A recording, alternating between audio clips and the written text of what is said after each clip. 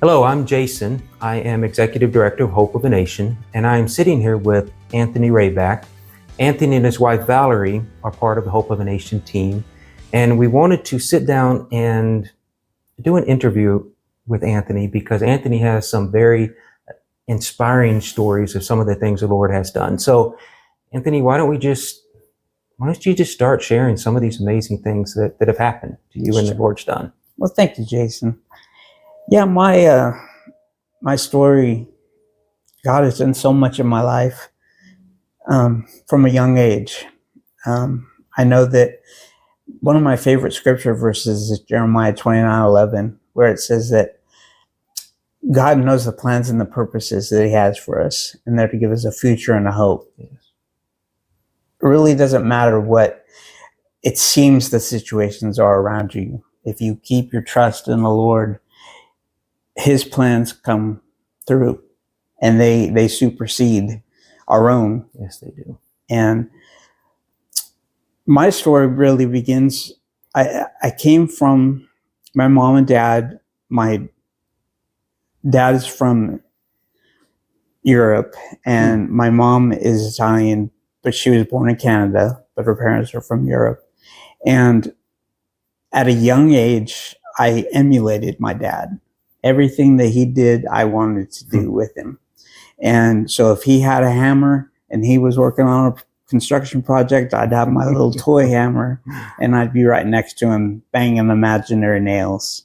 And when I was 5 years old, my dad noticed that something wasn't right with me because I always wanted to be right at his side, doing whatever he was doing, emulating it.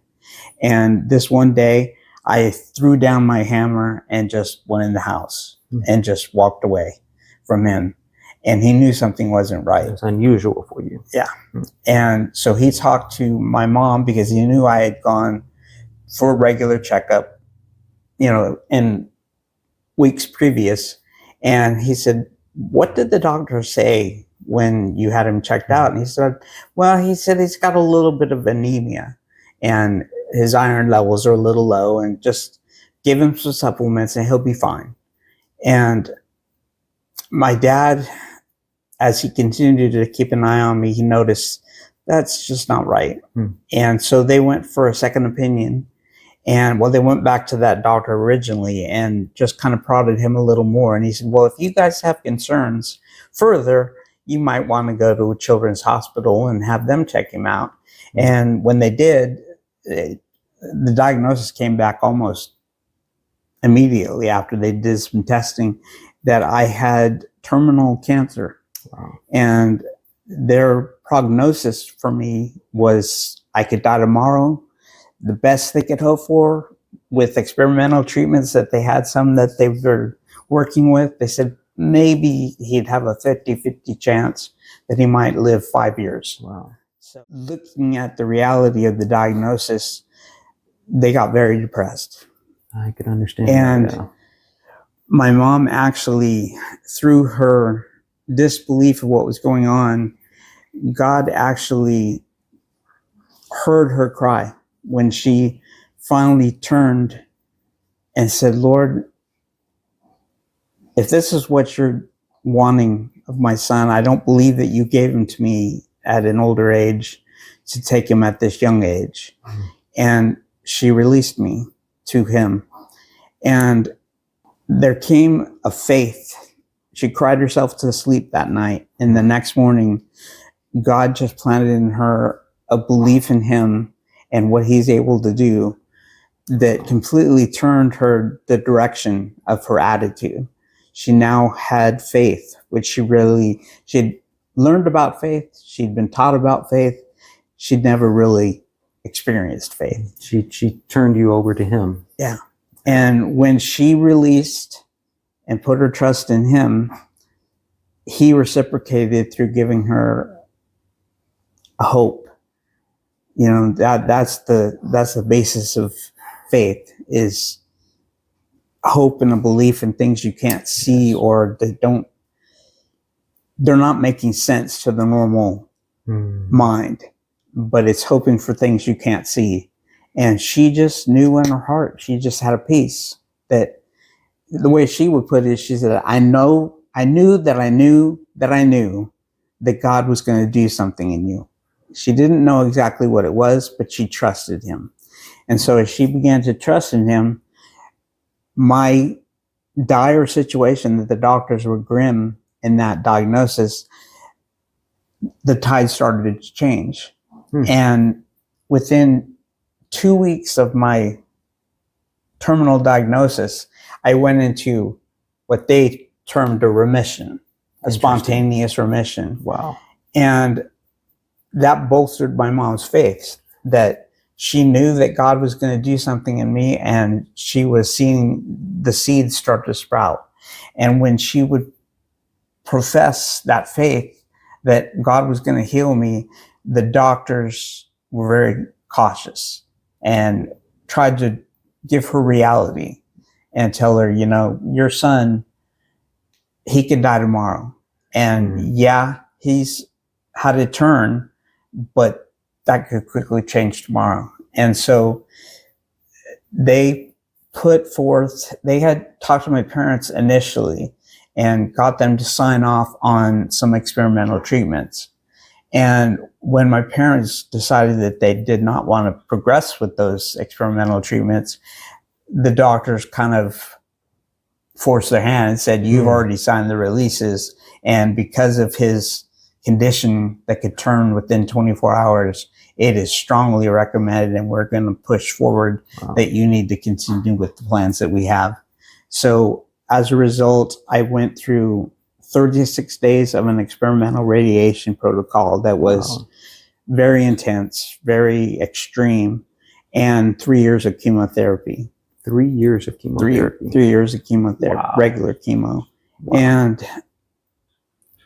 because chemotherapy and radiation can lower your immune system, your body's natural ability to fight things that come at you, I came down when I was 7 years old. I got a very severe case of what they were calling pneumocystic pneumonia.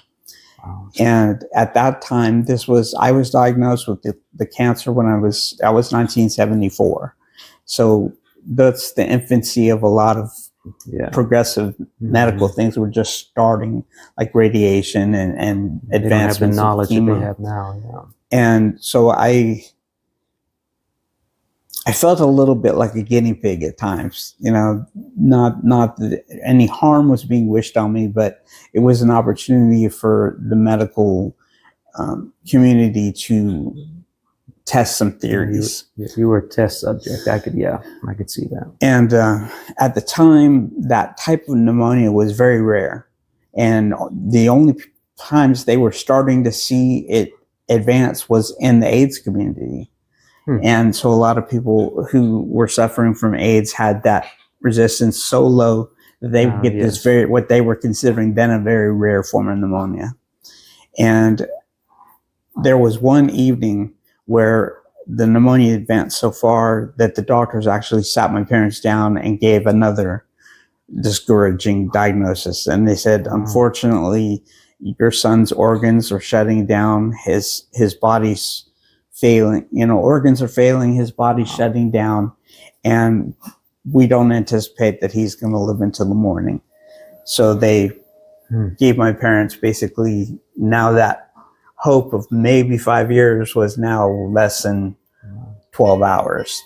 And you were how old at this time? I was 7. Wow. So inspiring. Thank you, Anthony. You give us all hope. Fantastic book. I am choosing this for my next book club read.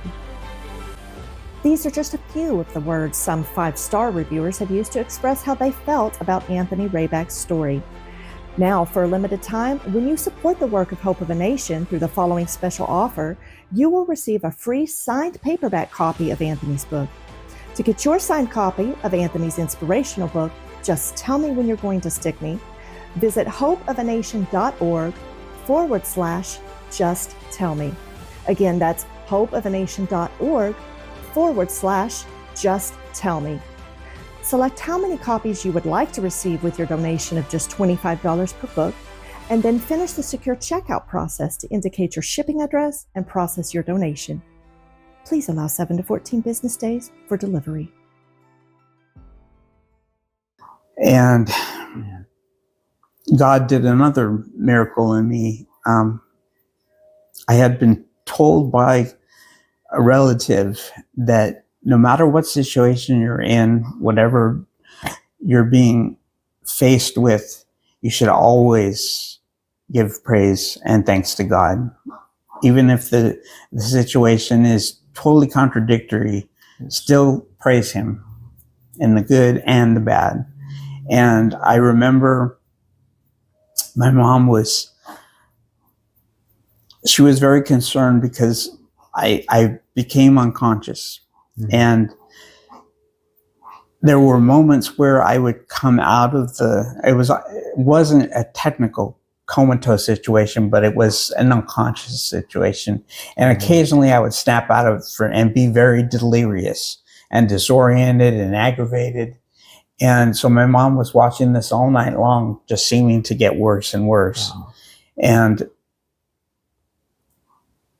there was a period of something that happened, and I remember it vividly. I had my eyes closed, and I could sense there was a very strong examination lamp that was above my bed, and it was on, and I could sense light through my eyelids, even though my eyes were closed. I could sense that very faint filtered light, focusing down on me. And as I was seeing that, I remembered the words of that family member that had taught me, praise God in all situations. And I thought it silently in my mind. My mom said, you actually said it. And what I was thinking was, thank you, Lord, for this beautiful night. And she said, after I said that, I went completely still. So much so that she thought I died. Oh, wow. And she reached down for my pulse and, it was looking at the monitors, and I had not. I just went into this extreme peaceful rest. And what happened that I remember is that light that I was seeing through the filtering of my eyelids started to increase in intensity. And as it got brighter and brighter and brighter, it was just overwhelming to the point of where I didn't know what to do or what to say. And that's when I just said, Lord, thank you for this beautiful night. And after I said that and went completely still, kind of had a peace. I don't remember anything except I woke up in the morning. Wow. And my mom said, when you woke up, you were alert, you were coherent. First words out of your mouth are, where am I? I'm hungry. And she said, you had not had an appetite she couldn't remember the last time I actually vocalized that. I was always being encouraged. You got to eat, you got to, nourish. I was like nothing had ever happened. And the doctors were just blown away. And it's confusing them, wasn't it? Yeah. And my parents said they remember they brought in a portable x-ray machine because they wanted to survey the damage to my lungs. And they took an x-ray, and about half an hour later, they brought that x-ray machine back in, and my mom, who was very cautious, she said, why are you back? What are you doing another test for? And the tech said, I don't know, I just told to take another set. And so they took another set of x-rays, and it wasn't long before all of the head doctors came to my room. And my parents were very concerned because whenever you get all the doctors, you're thinking bad news. It's to present bad news. And they took my parents out of the room and told them to follow us. And they walked down this hallway, and they said that was the longest hallway that they'd ever walked down. They said it just seemed like it was never ending. And they were taken into a conference room, and the doctors said, well, we want to talk about the results were. And my mom immediately she's like, yeah, you took another set of x-rays. Why did you take an, and they calmed her down and said, you know, let us finish. And they gave their results. And they said, we were very concerned when your son came down with this form of pneumonia, because there has been only one other leukemic patient in this hospital who came down with that strain of pneumonia. And that person's lungs were so badly scarred and damaged, ravaged by that form of pneumonia, that person is going to be on a respirator for the rest of their life. Oh, wow. And so they did not hold that hope for me. They actually kind of seemed to have the opinion that it would have been more humane had I died, rather than face what are the potential complications. But they told my parents, they said, we took the first set of x-rays, and they didn't develop properly. They said it was almost like a bright light overexposed the negative. Interesting. They said, we got the outline of his lungs, but this light source, you know, it didn't allow it to develop properly. And that's why we took another set. And they said, now we're telling you this off the record. The second set was completely clear. Wow, praise His the Lord. lungs looked, they said, the only time we see images that clear is in newborn infants. His lungs showed no scarring.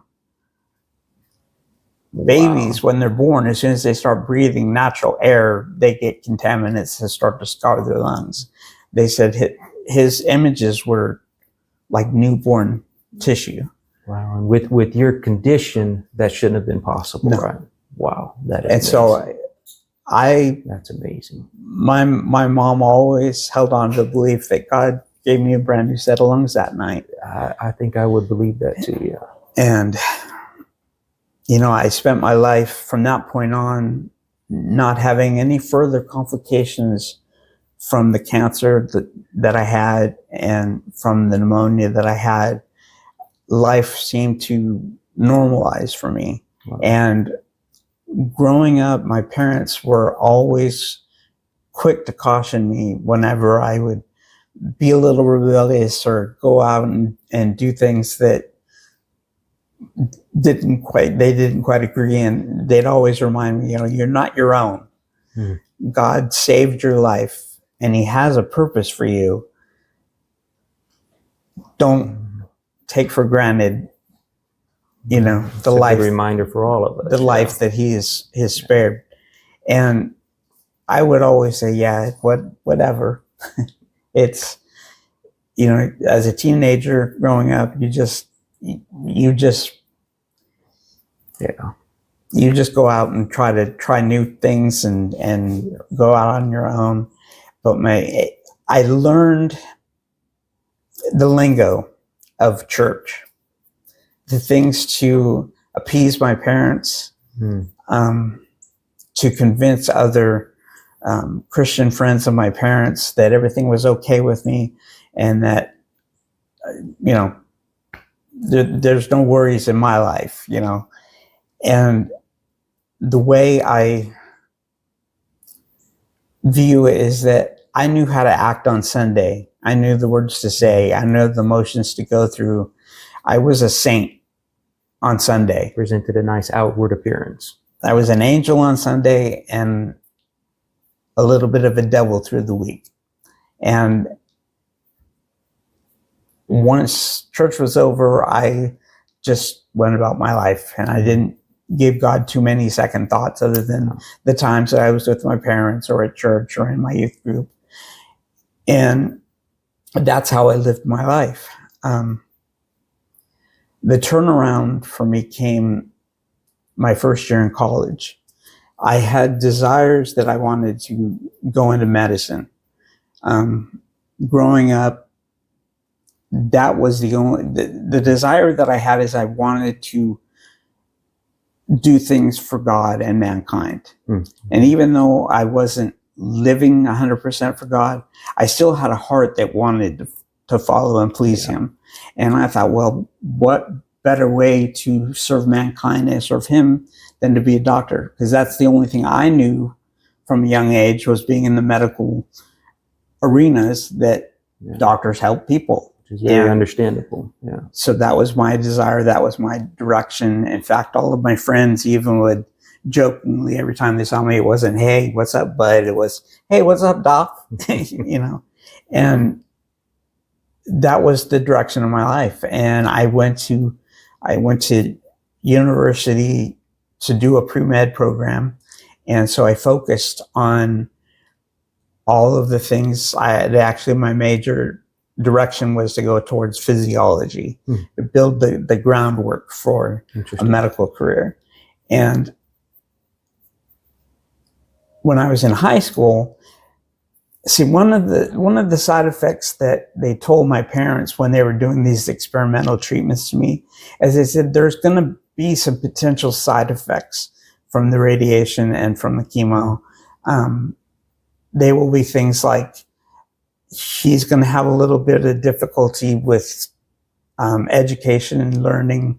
It might have a learning disability, stunted education aptitude. His stature will be short, because his growth at a young age is going to be stunted. Yeah. For years of chemo, it's understandable that it would have an effect, you know. And but when I finished out my elementary school and then went into high school, I actually graduated from high school with a 5.0 grade point average, where 4.0 was, you know, straight A's. 5.0 was only educated if you had advanced AP. So you did advanced classes and everything. Mm-hmm. Wow. And wow. So when I got into the university, I expected that aptitude for education that God blessed me with is going to continue. So I took my classes with my roommates, and it wasn't until my first set of grades came out and I realized that I was on academic probation, and I couldn't understand. That's a big difference. Yeah. How could I be on academic probation? I'm a 5.0 student. This is first time I've seen anything but an A in my report cards. And I realized that what I was doing is I was now going from high school to college, to where a C meant average, meant you're average with all of the advanced students who are at this university. So now, you're average. And in some areas, I was not even excelling at average. And I noticed that those particular classes were ones that had to do something with laying the groundwork for medical school. And so I would work extra hard at those classes. I even went to the Student Resource Center and said, I need some help educationally. And they said, well, we'll do some testing on you and see what's going on. And they came back and said, well, you have a learning disability. And I was thinking, a learning disability? How is that possible? How is that possible? And, I knew that doctors had talked about that when I was a kid, but that's not what I experienced. Then they told me, well, what that means is they'll give you time and a half to take the exams. And I was like, oh, okay, well, then I guess I have a learning disability, because I wanted the extra time, time on my examinations. And no matter how hard I tried, though, if it had to do with a career in medicine, I could not advance at it. Wow. The grades were never up to par. Other classes, I'd ace them. Interesting. And that caused me to stop and kind of wonder, God, are you trying? I thought this is what you wanted from me.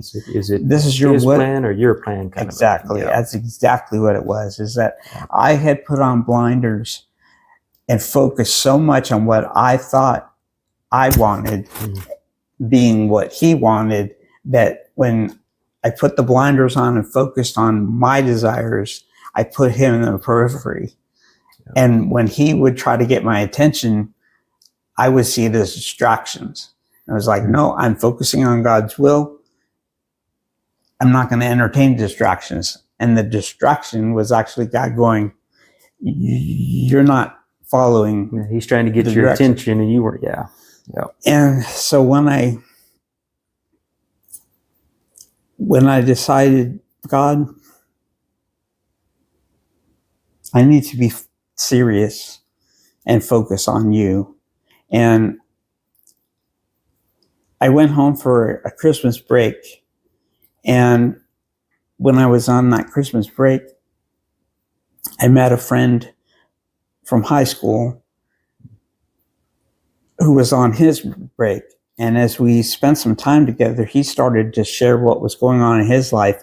And he was mirroring the same difficulties with school that I was having. And because I had just gone through a situation where I hit the bottom, and when you're on your back, the best perspective you have is to look up. And that's when I really decided to get serious about God. And I said, I have a head full of knowledge about you, God. I've had years of parochial school since elementary through high school. I know all about you in my head. But the greatest distance I've heard that a man can take is about 18 inches. And it's from your head to your heart. Mm-hmm. And there's one thing to have all of the knowledge and theology and understandings of God mentally, but until you yield in your heart to the one who made that heart, that created your life, he knows, like I said, the plans and the purposes that he has for you. And it isn't until you are going to yield your will and your desire to him that's when you're going to begin to experience the fruition of his blessings in your life, becoming the person that he has designed you to be. That, I think, was the greatest conflict that I had, was yielding my will, which I blended with what I thought was his will, to the dichotomy of separating and realizing I've tainted his will by intersecting my will. And it took bottoming out to separate them so that I could see clearly my desires, my will, his direction. And because of the makeup I had in my heart of having a very structured type A personality, I wanted to know what tomorrow was going to hold. I wanted my life planned out. That was one of the things that my friends growing up in school, they were envious, because as kids always dream about, well, what do I want to be? Well, I want to be a policeman. I want to be a fireman. But they change as they age. The vocations, interests change. They fade. And I, from an early age, you asked me what I wanted to be. I want to be a doctor. And you held to that the whole time. And I held to that all growing up from a young age. And that was what was envious to my friends, was, you know what you want and you're going for it. And that's, I wish I had my desires, mapped out what you want. But I realized that if we are focusing more on me and what I desire, and don't even bother to ask God, what is your desire? What have you created me to be? What is the purpose that you have? I remember there was a time in my life when I was frustrated with God a little bit, because my desires didn't seem to be panning out. And when I got to the point where I really gave my life to the Lord 100%, I realized that my problem growing up was that I never gave him 100%. I'd give him the parts of my life that were messed up, the parts that I couldn't control. Here, God, I give it to you. You want to keep the good parts. Let me hold on to this part. I got that. I got this. I don't need your help on these things. And without giving him everything, he can't fix everything. And so I realized that my problem growing up was that I wasn't yielding 100%. And that was the turnaround. And I finally got to the point where I said, God, I'm yours, 100%. Do with me as you want. And when I said, God, I just want to serve you, use me however you can use me. And when I released that, it seemed like my life would fall apart. It was like, I thought that I would get recalibrated. Yeah, that things would start flowing nicely and for start you. Going, yeah. But every time I would focus on those things and want to yield to him, something bad would happen in my life that would, it's almost like, you ever heard of a scatter bomb? You were in the military, so, you know, it's something that would just shock and awe and cause a person to be disoriented, you know, like a flashbang, you know, that it disorients. And so whenever I thought I was getting clarity, something would go off in the periphery that would just distract me and take my eyes off God. And I mistakenly would blame that it seems like every time I want to do something that would focus more on you, God, that's when these bad things seem to intensify. And I mistakenly was extrapolating that situation that when I get closer to God, something bad increases. And so eventually it was starting to take root in me that I was mistakenly thinking getting closer to God equals the heat being turned up and bad things. So that's how I was living my life. It was like, God, I want to live for you, but I don't want to live too much for you to where bad things are going to happen. You want good things to happen. That's the point, right? That's what people say. Let's just, you know, leave it at the status quo. And that's unfortunately, that's how a lot of Christians live their life. They want to do the minimum to get their pass, you know, to heaven. And it's like, I call it fire insurance. You know, they fear not having salvation, but not living salvation. And that's how the enemy was keeping me on the sidelines. Unfortunately, he's very good about that. It's just kind of spinning my wheels, not necessarily doing purposeful bad things, but not going out of my way to go the extra mile for God, because it seemed like when I did, something bad would happen. So I just wanted to keep things were flowing good, but not that they got rough. And that's the apathy that unfortunately is in the church today, is that you just want life to stay status quo. You don't want to go all out. You don't want to be you don't want to be on the bad side. You're not going all out on the good side. You're just kind of sitting in this neutrality place. And I remember reading in the Bible that the heart of God is that you're either for me or you're against me.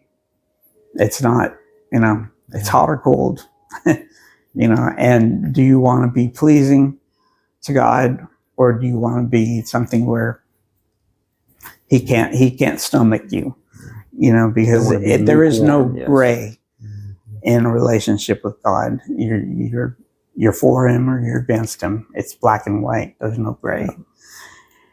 So I started to notice that first year in school, I went on to where they were giving me special treatments in my classes, but I was just not excelling in things towards medicine. And I noticed something started to happen while I was at school. Is I started to I'd reach in my pocket, to get something, car keys or a quarter or, something that I wanted from my pocket, and I'd pull it out and open my hand and be like, that's not what I was grabbing for. I was reaching for something else. You know, if I thought I was grabbing change, it'd be my car keys. Or if I was grabbing for my car keys, I had pocket lint. And so it was a numbness that wasn't like there's no sensation. It was a dullness of the sensation. And it seemed like it was the lower half of my hand. And so I went to the doctors, and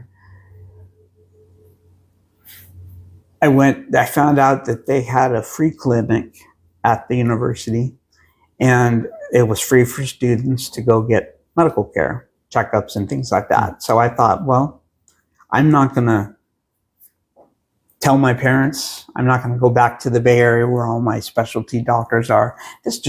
I just need a physical. Get it checked out, So I went to this clinic, and the doctor checked me out, and he was signing off on it. Everything seems okay.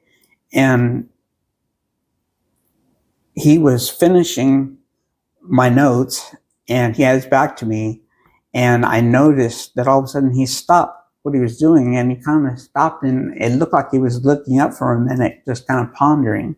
And then he immediately put down his pen, came up to me like he had a purpose, like he knew what he was doing. And he walked up and he grabbed my neck, and he started feeling around on my neck, and he said, do you feel sick? Do you have a cold? You know, have you had a recent cold? I said, no, I feel fine. And he said, well, I feel a little lump in your neck, and it's probably nothing, but I think it would be prudent to have it checked out. It's probably nothing, but we want to rule it out. So he asked me if I'd be open to having this further testing done, and they did it, and they did this needle aspiration, and the results came back that I had cancer again. Oh, wow. And that was just reaffirming to me the mistaken belief that I had, that when you turn your eyes towards God and start doing things to want to please Him, something bad is going to happen to your life.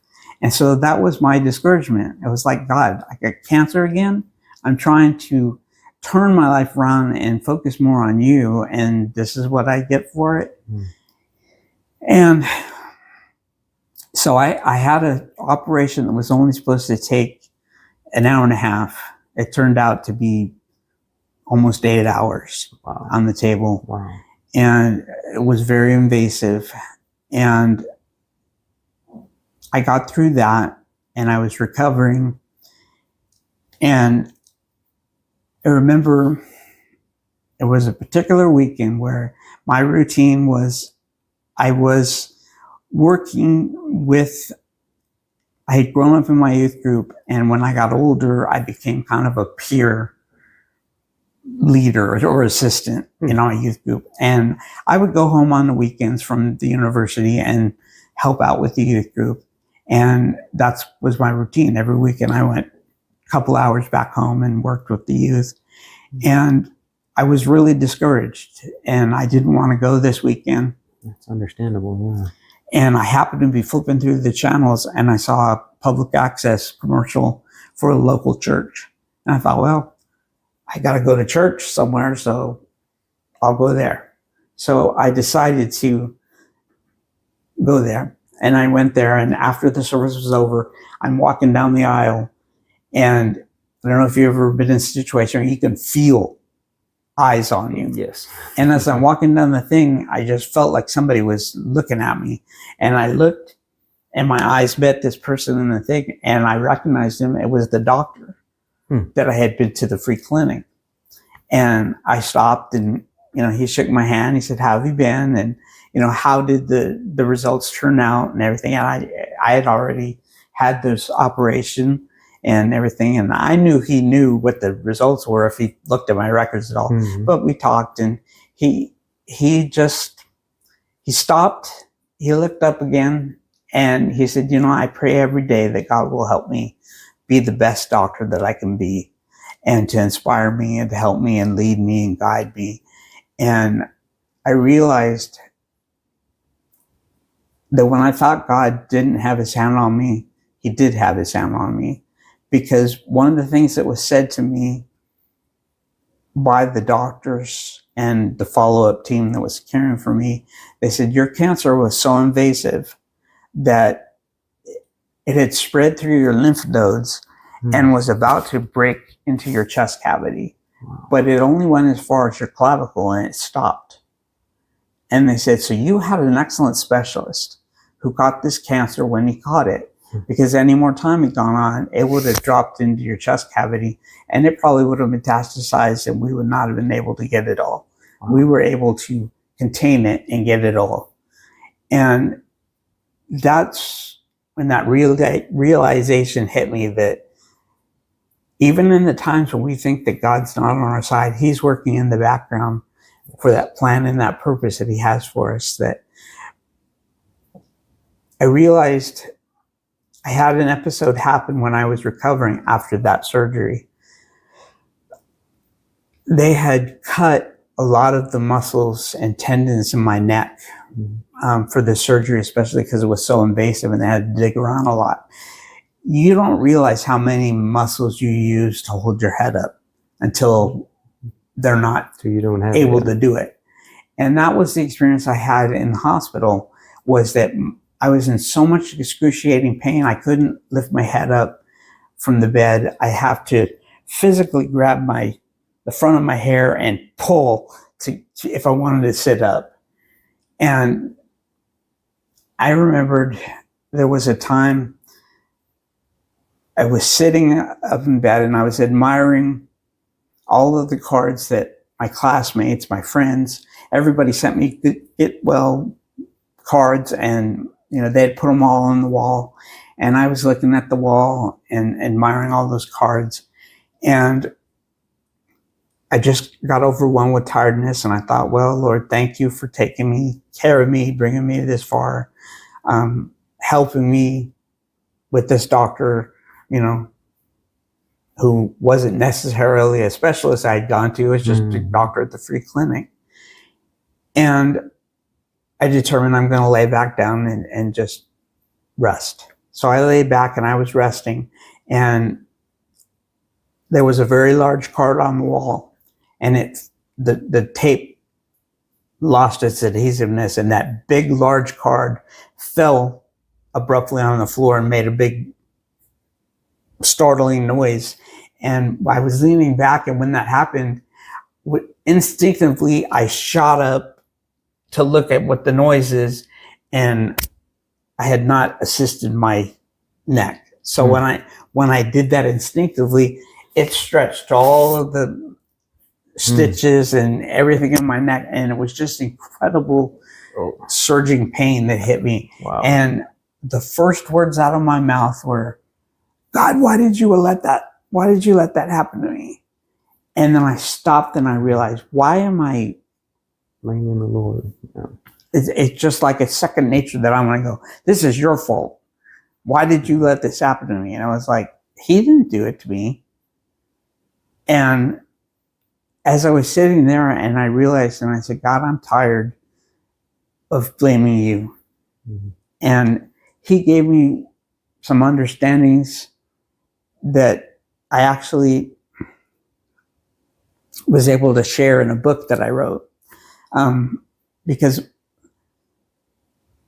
when I would start to tell people my testimony of the things that I've gone through and how much God had brought me through, I'd get, my wife actually was the first one, because she intimately knew my testimony and all I'd gone through and all God had brought me through.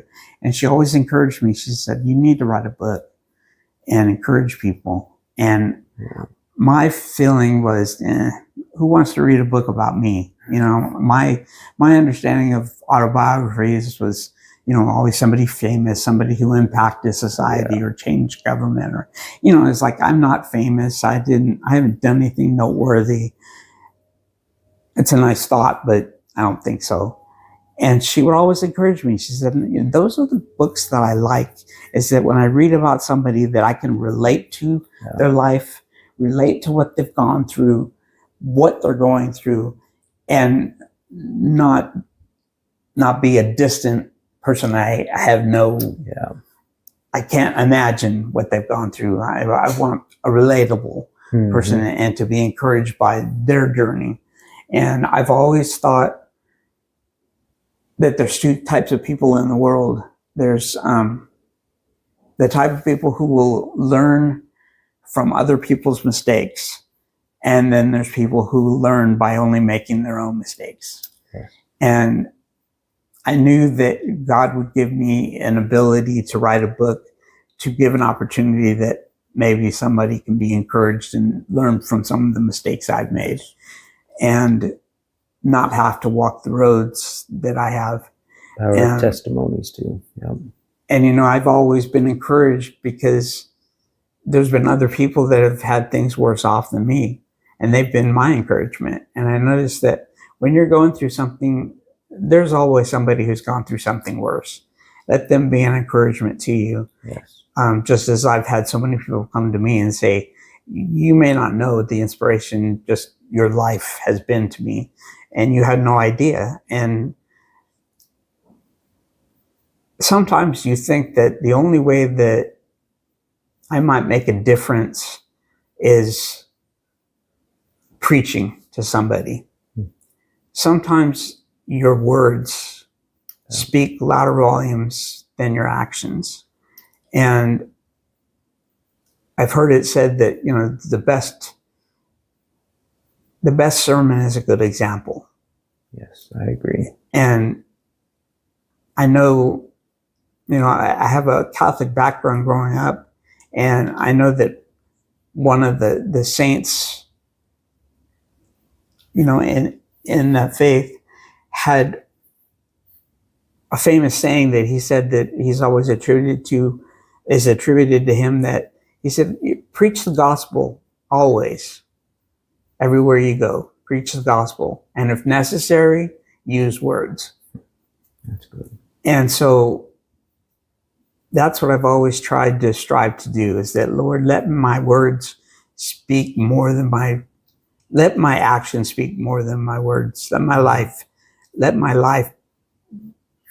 there's a Christian song, you know, let my life be my life song, and let it sing to you. Yes. And so that's the encouragement that I would try to tell people, is that whatever you go through, God will never leave you. He'll never forsake you. He'll always be through, you know, he'll be there with you. A lot of times people think, well, if I become a Christian, then my life is going to be a bed of roses. Nothing bad's ever going to happen again. I'm going to be on a road, the high road now. But what I've experienced is that when you go down that journey on the road to glory, you put a bullseye on your back, because you have an enemy. Yes. It's not God. And I mistakenly attributed to him the bad things that happen in life. And I realized that he's not the one trying to take you out. It's our adversary. And there is, just as there is a God who's real, we have an enemy, Satan, the epitome of pridefulness, who rose up against God in his pride to make what he thought would be a better way. And I always say misery loves company. He's wanting to deceive as much of the world. We are the apple of God's eye. We are his creation. We are his children. The devil knows he's no match against God. Mm-hmm. But if he wants to hurt God, he goes after what God loves. And that's us, his children. That those that have yielded their life to him and are in that perfect will of knowing the future and the plans that he has. Yeah. Satan also, he's not omniscient, but he knows that God has plans and purposes for us too.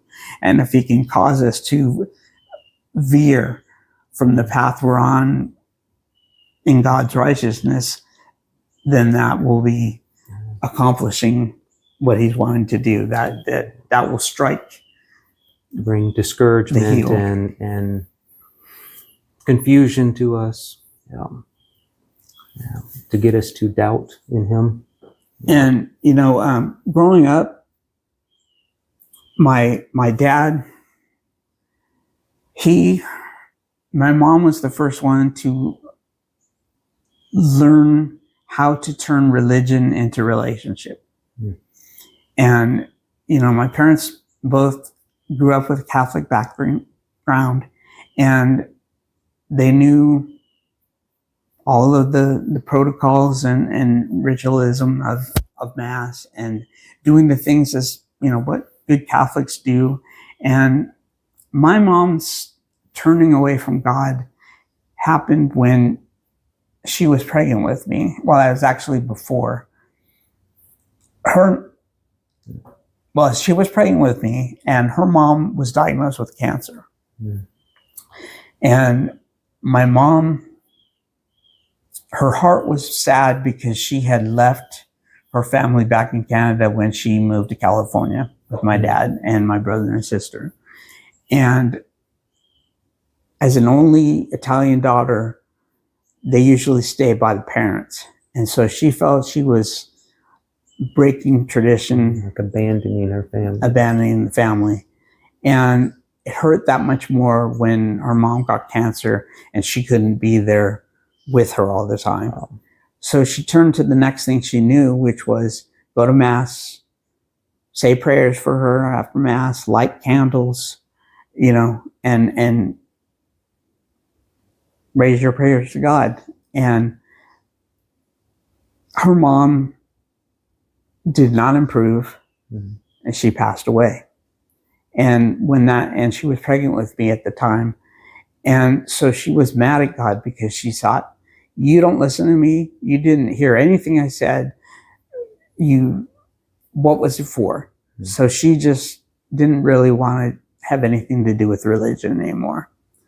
And it wasn't until a nurse, when I was first diagnosed, I was newly diagnosed, and my mom was very despondent and saw that there was no hope for me.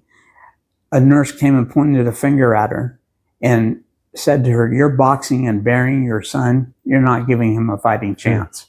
Interesting. And my mom, afterwards, she told me about that situation. She said, I felt like she slapped me in the face because it was like, how am I not giving him a chance? I got him in the best hospital, the best doctors. Money's no object for his care. How am I giving up? And she went home that night after that nurse said that to her. It was like a wake-up call. It was like she did get slapped in the face, and she stopped and she rethought it. And she fell down and broke down at the side of my bed that evening in tears and just cried out to God. And when she stopped and she looked at my dressers and my bookshelves and everything, she saw a statue of the Virgin Mary, Jesus' mother. And she didn't pray to Mary, which like a lot of Catholics will pray to the saints. She just poured out her heart. And she said, if anybody knows my heart watching my son die, it's you. You had to watch your son die. And if there's anything that can be done that you can help me and help my son, please do. And God took her misdirected faith because he heard the intention of her heart, it was a heartfelt cry of asking for God's help. And she cried herself to sleep that night. And the next morning she woke up with this newfound faith. That was when she just knew in her heart that she knew that she knew that she knew, as she would say in her heart, that God was going to change, turn the tide, change the table around. And my mom went afterwards. She realized that nurse really had given her the wake-up call that she needed. And she wanted to go back. She went to the hospital the next day. And this was a very tight-knit ward where the nurses, you know, it was intensive care, they're very tight. And my mom was trying to find that nurse, and she was asking the other nurses, you know, she looks like this, you know, described her to a T. And they were like, doesn't ring a bell. I don't know of anybody that looks like that. And my mom has always believed that at that time in her life, God sent an angel to speak God's truth, to just shake her up, you know. Amazing. And God has done that. I've seen it in the Bible where he shakes people's world up by an angelic visitation to give a message from God. Yes. And so I know that God's still working today and using his angels and spreading his message through us, through them. Yes. Even today as he did back then. And very much so. It's just an encouragement that no matter what you're facing, what you're going through, know that you're not alone. Know that God has promised, I will always be with you. I won't forsake you. I won't leave you. He may not remove the fire that you're walking through, but he promises I'll always be there with you. And I'll, just like Shadrach, Meshach, and Abednego, yes, when they were in the fiery furnace, yes, God was right there with them. And he may not remove it, but he'll walk you through it. Yes, and I've always said, when you have opportunities to walk through the fire, it's an opportunity for God to use that as a refining moment. And I remember when I was growing up, I was always intrigued by gold. Just, you know, and I remember going to a museum once and they were talking about gold and how it's mined and, you know, the ore and, you know, how they find it when it comes out of the ground and then the processes it has to go through. And I realized God gave me an example. I was imagining myself walking along a pathway, you know, in the mountains and just kicking rocks. You know how when you're walking along and you're just kind of doing things. And I kicked a rock and I saw a little glimmer of gold or a little flash in the rock. And I realized that that's how gold is sometimes. It's mixed with a whole bunch of other impurities, but there's gold in it. And if you were to take that conglomeration of all these impurities that has the gold in it and take it to the mall and go to one of the jewelry stores and say, here, I got gold. Will you sell it for me? They put that rock in the display case with all the rings and all the chains. It probably won't sell. Oh. And they tell you, you have to get this refined. And when I was reading about refining, I realized that it's not a one-step process. That refining process, there are certain impurities that only respond to certain degrees. So it's got to be heated to this specific temperature to remove those impurities, but other impurities will remain. And so the heat has to be turned up or turned down to where those impurities will react to that temperature. And I realized that God is a refining fire, and that this life we go through is a refining process, and that everything the devil intends for evil, God can use it for his glory. And if we turn situations over to him, then he's in control of the thermostat, and he knows the impurities that are in your life. And you may have to walk through something that's not pleasant, but it's necessary to get that impurity out of you. Because I know in hindsight, looking back, I wouldn't change anything that I've gone through, because everything, no matter how bad it was, changed me some way for the better. So that the person I am today is an aggregate of all the experiences I've gone through in my life, all of the times of refining.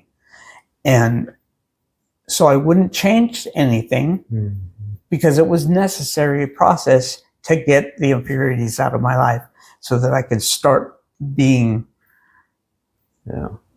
something God could work with, the purified gold that the jeweler can craft into, his workmanship. He can change you, and he can work that faith in you so that you can learn what faith is, and to be able to trust in him and everything, whether things look good or whether they're bad.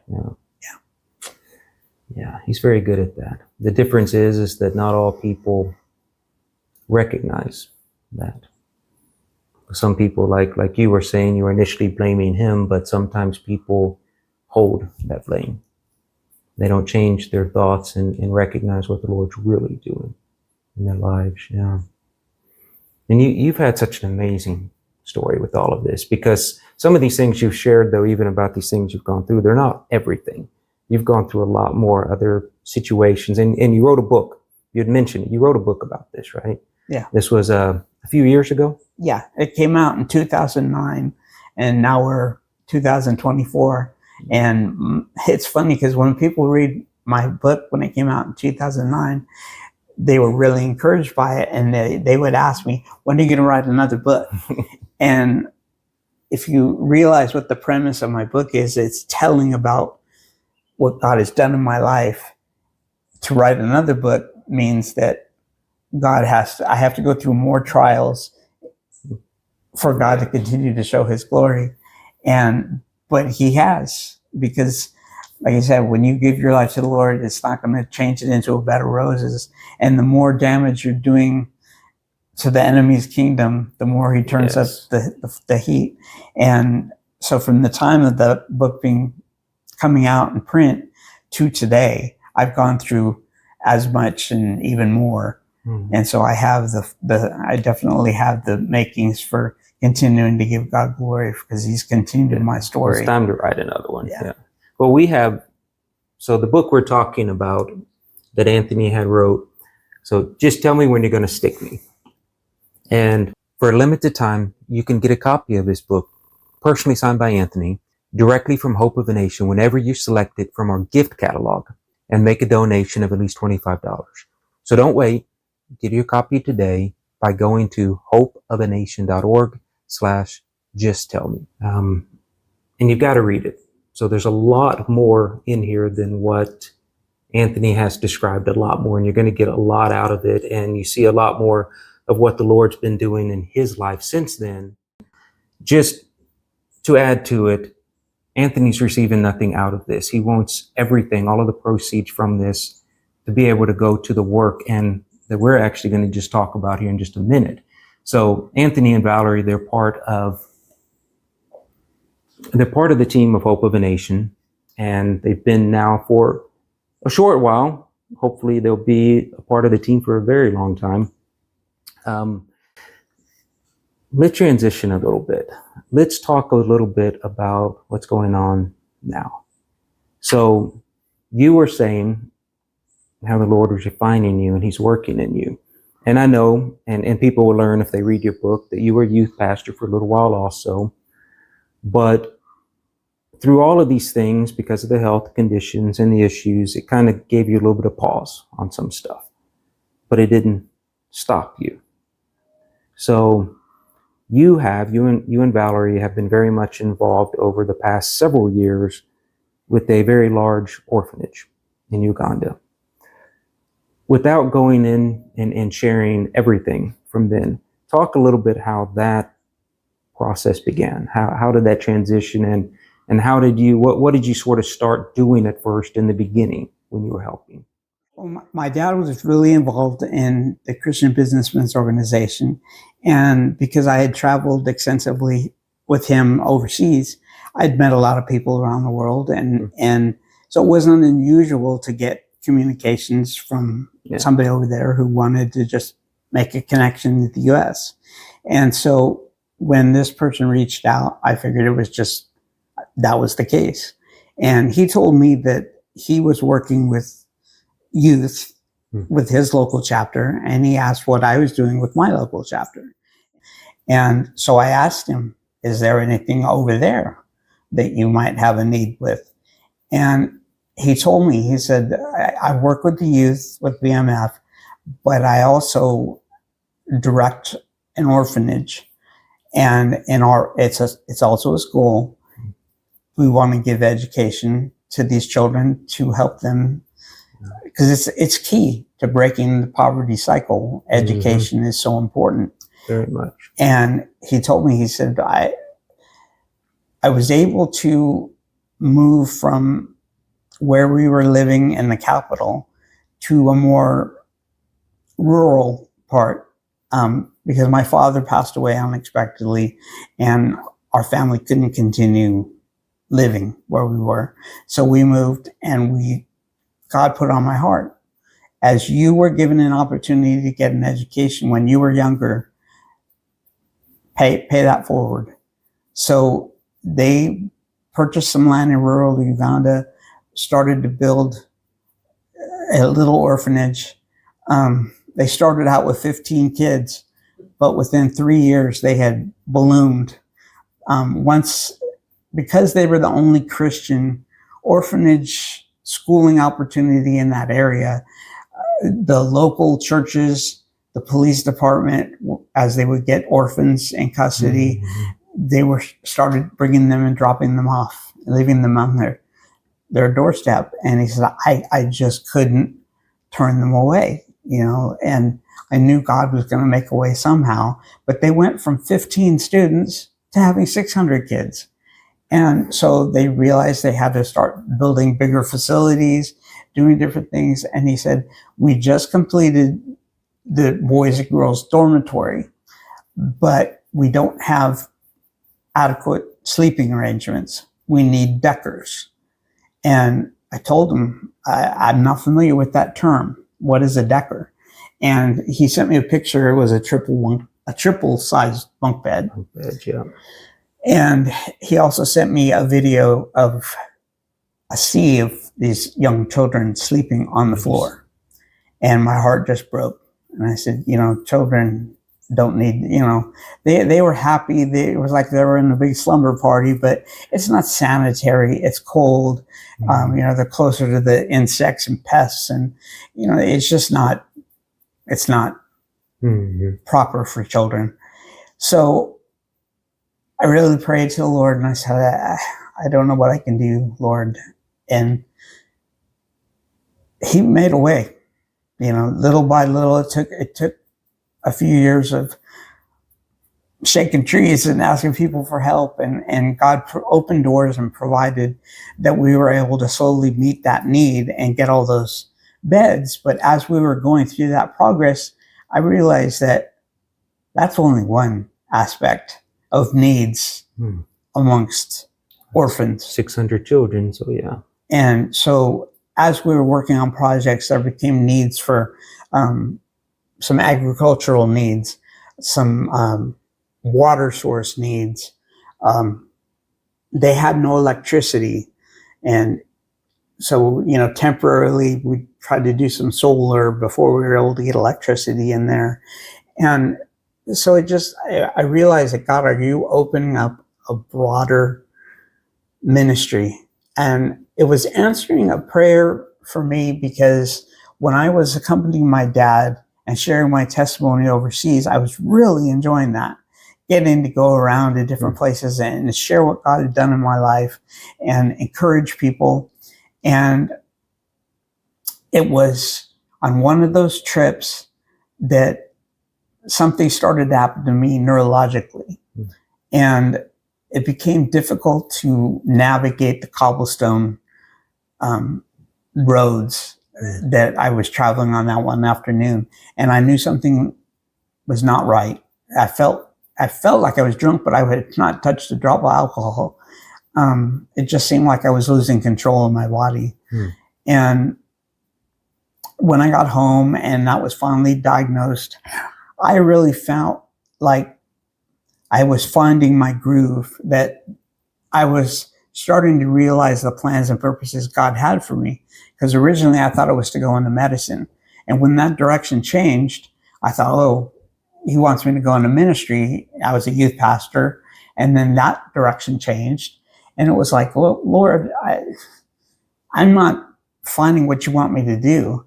And now that I thought, well, traveling overseas and ministering to people might be an area of ministry he wanted me to go into. And I felt like the devil had just come along and ripped the rug out from under me, and I was on the sidelines again. And it was like, God, I don't feel like I'm doing anything for you anymore.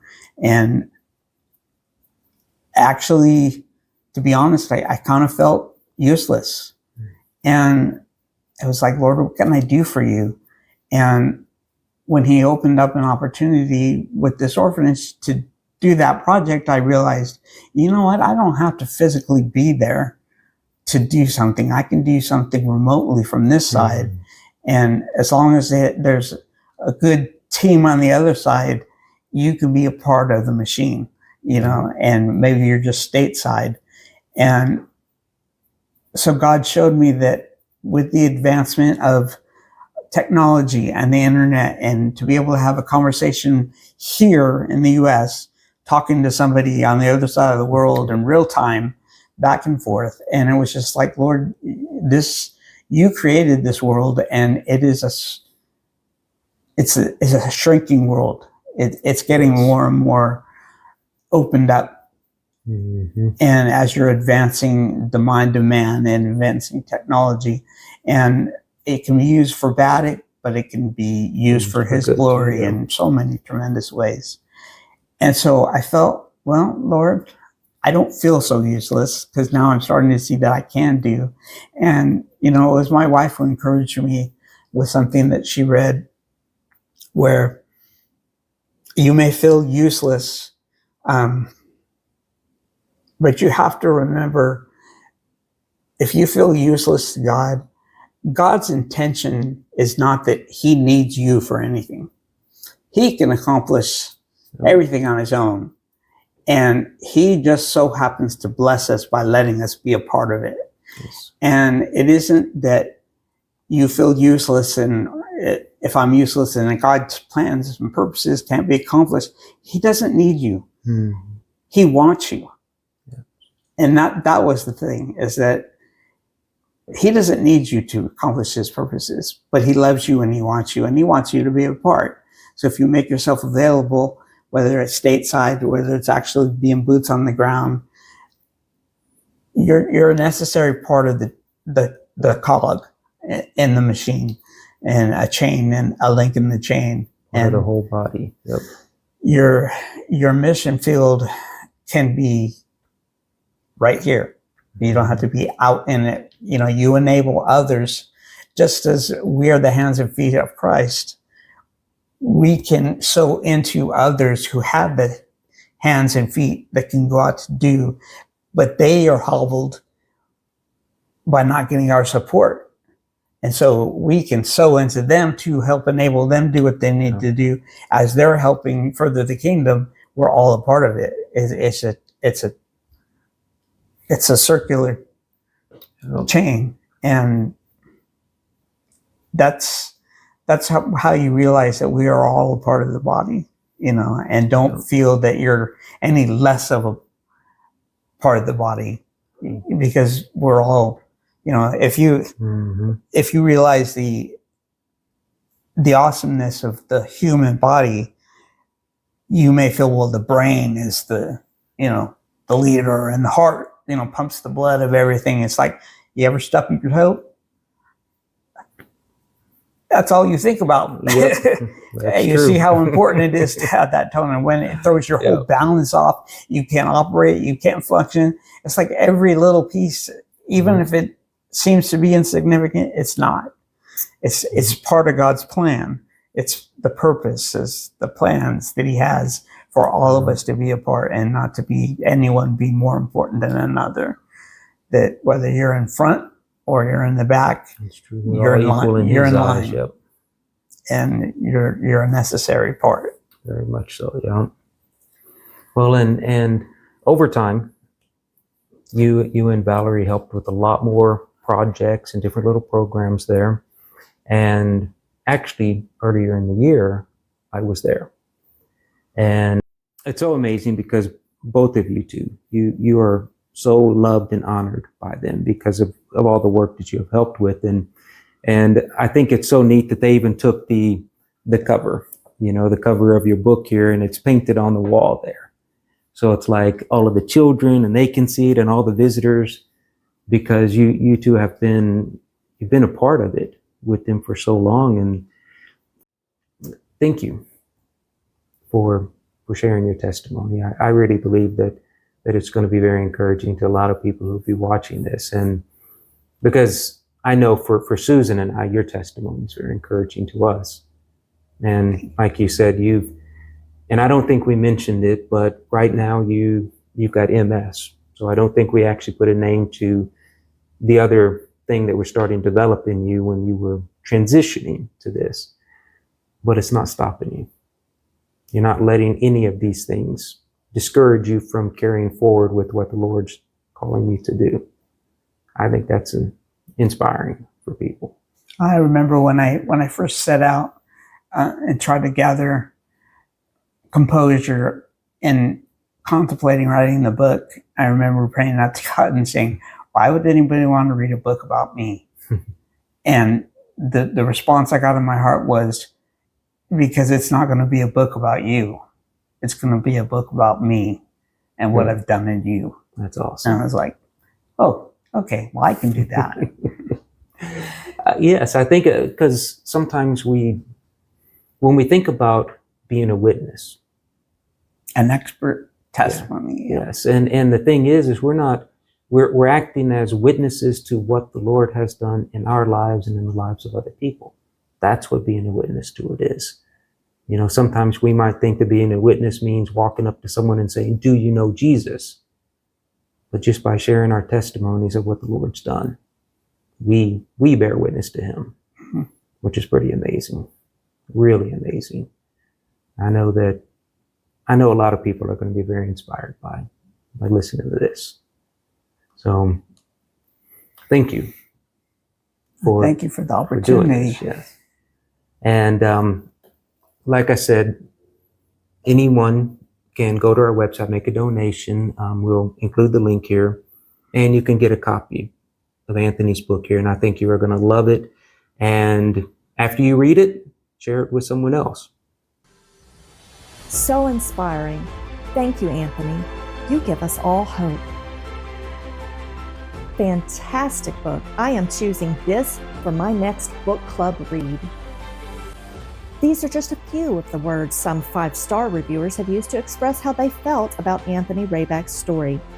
Now, for a limited time, when you support the work of Hope of a Nation through the following special offer, you will receive a free signed paperback copy of Anthony's book. To get your signed copy of Anthony's inspirational book, Just Tell Me When You're Going to Stick Me, visit hopeofanation.org/Just Tell Me. Again, that's hopeofanation.org/Just Tell Me. Select how many copies you would like to receive with your donation of just $25 per book, and then finish the secure checkout process to indicate your shipping address and process your donation. Please allow 7 to 14 business days for delivery. Well, as Anthony had mentioned earlier too, that this work, any of the work that any of us are called to, we can't do it alone. We need help. And like Anthony had mentioned, that even if you can't go, you can help us all to go and to do. So please consider partnering with us, joining with us to help us all be the hands and feet to so many people, children, and making a difference in their lives. And your joining with us means that you are part of all of that as well. And so we hope that Anthony's testimony and his sharing of his stories of what the Lord has done, we hope that it has blessed you. Thank you all for listening and watching.